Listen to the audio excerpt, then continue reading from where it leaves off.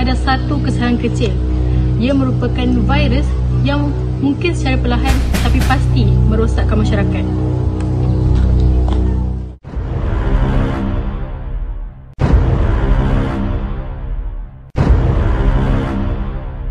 Satu pemberian atau menerima sesuatu seperti wang ataupun hadiah untuk mendapatkan sesuatu keputusan.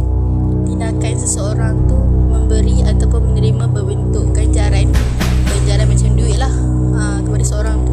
Satu perbuatan yang kita terima dari segi wang tunai tak pun barangan untuk kita mendapatkan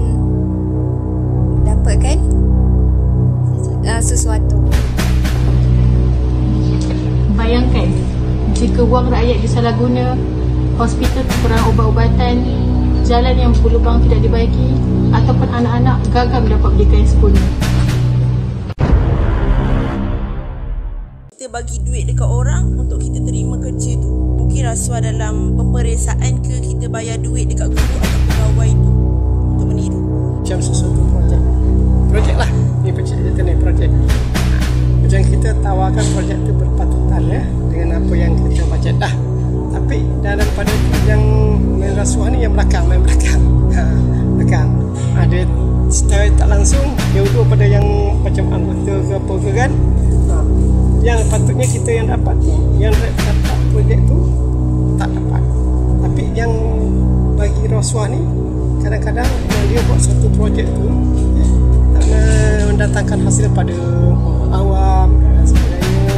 Ibu bapa nak anak dia dapat grade tinggi, dia bayar cikgu untuk cikgu tu bagi markah anak dia tinggi.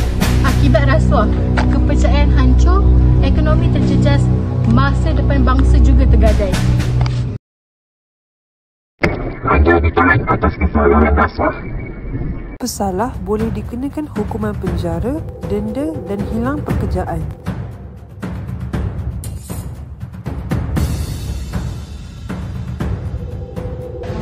Dan bagi si pelaku, hukuman menanti anda. Denda, penjara, maruah tercemar. Seseorang yang mengamalkan rasuah akan hilang integriti dan maruah diri. Individu yang terlibat dalam rasuah akan dipandang rendah dan hilang kepercayaan orang ramai.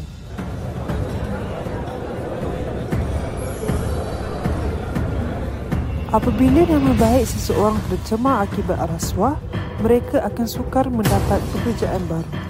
Hubungan sosial mereka dengan orang lain turut terjejas. Jadi berhentilah, katakan tidak kepada rasuah. Laporkan jika melihat, jangan pernah berdiam diri. Rasuah musuh negara, bersama kita hapuskannya.